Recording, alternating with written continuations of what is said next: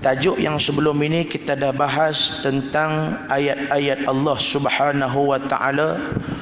Antara tajuk yang penting yang kita bahas, kalau tuan-tuan ingat sebelum Ramadan dulu kita dah bahas satu ayat daripada surah Ali Imran. Nah, yang dalam surah itu di awal ayatnya ada membahaskan tentang firman Allah Subhanahu wa taala, dan kita bawa lebih kurang 6 pendapat ulama al-mufassirin yang menceritakan tentang innad dina indallahil Islam.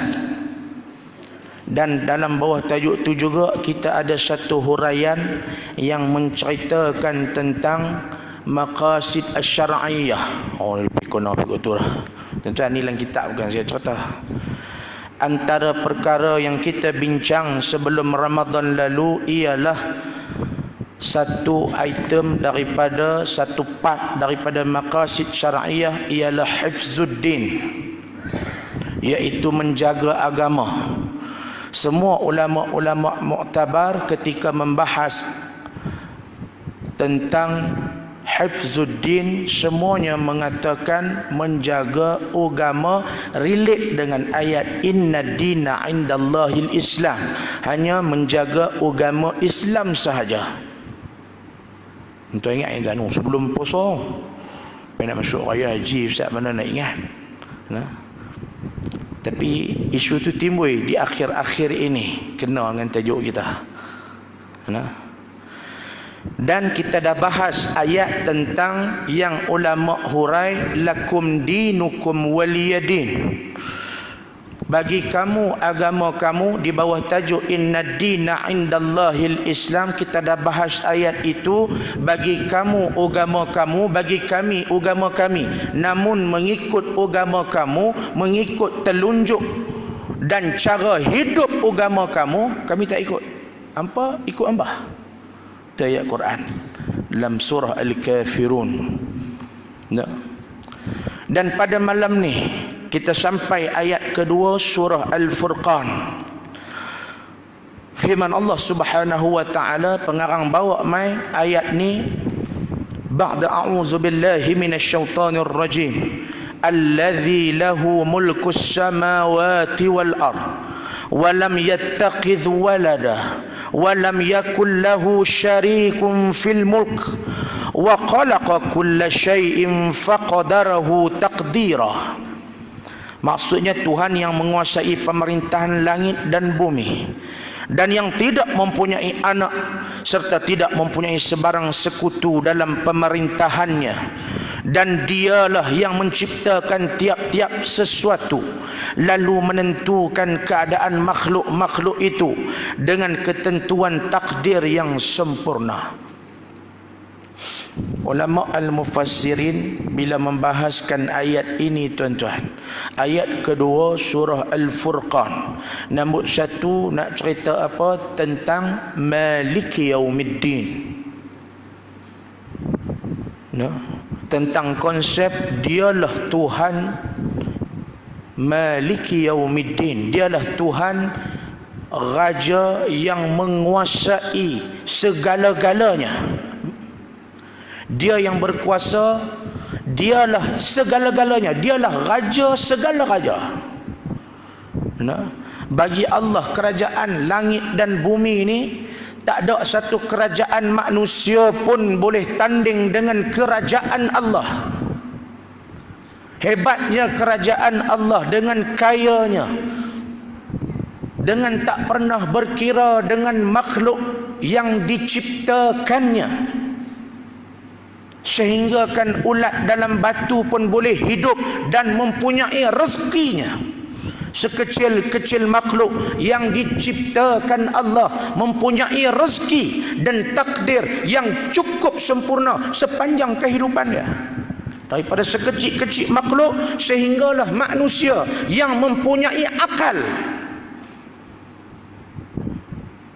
Ulama sebut Allah Ta'ala buat mai ayat ni puji kekuasaan Allah, puji kerajaan Allah, cerita Allah Ta'ala ada langit, 7 petala langit, 7 petala bumi.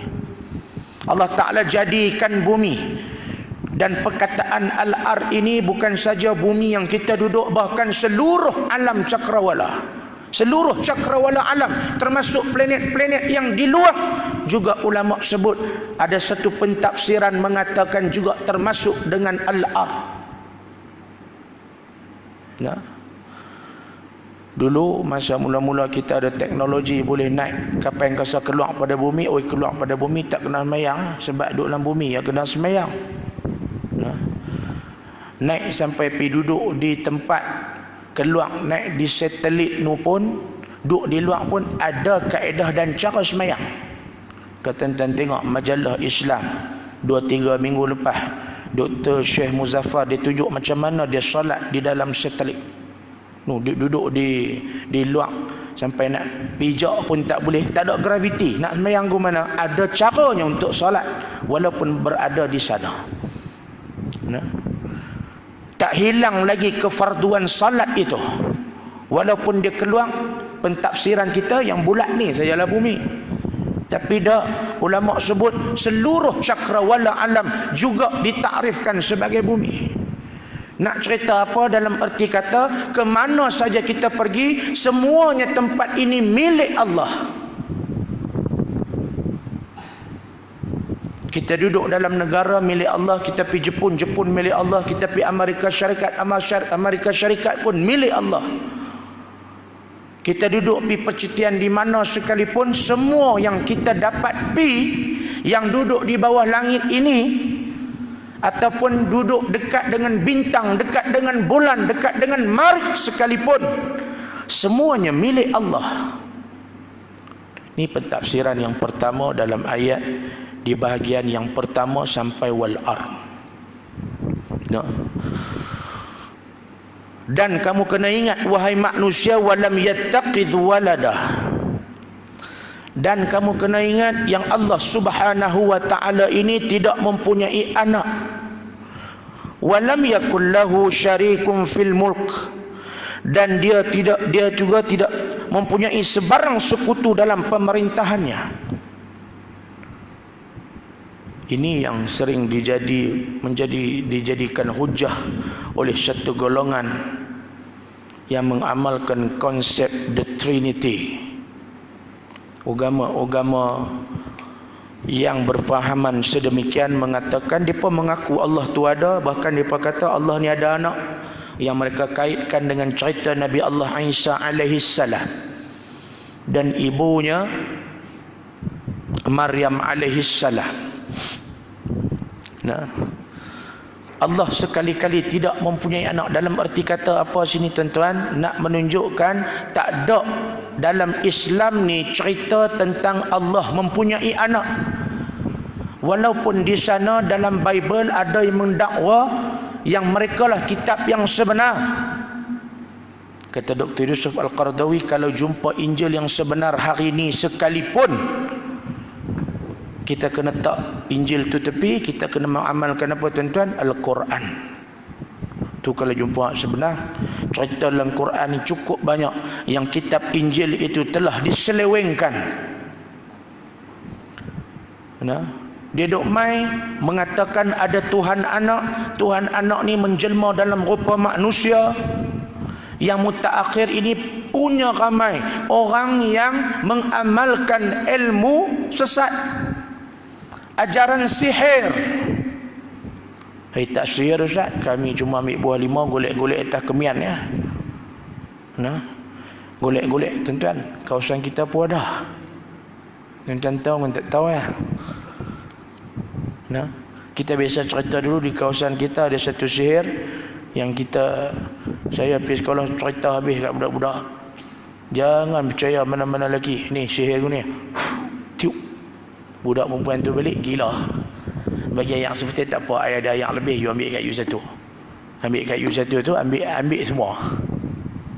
Nah, pesan kat anak-anak kita jangan senang-senang terima ayat. Nah, dulu kita takut perempuan saja. Perempuan orang lelaki bagi lah ni hak lelaki pun ada. Depa nama apa, geng kunyit ke apa kan. Takut tuan-tuan. Sebelum ni kita ada benda benda sedemikian ini ada satu kawalan. Walaupun ada lahirnya kumpulan-kumpulan minoriti ini yang kadang-kadang mengganggu gugat apabila orang baca di dada-dada akhbar. Hari ini keluar sahabat. Kami inginkan kesamarataan. Dua perempuan duduk dua orang, dua lelaki duduk dua orang. Tengok macam sahabat. Tak baca sahabat Ustaz, kami baca Quran. Sahabat macam mana ni Ustaz? Ni hari ni. Ni sahabat ni ni. Nah.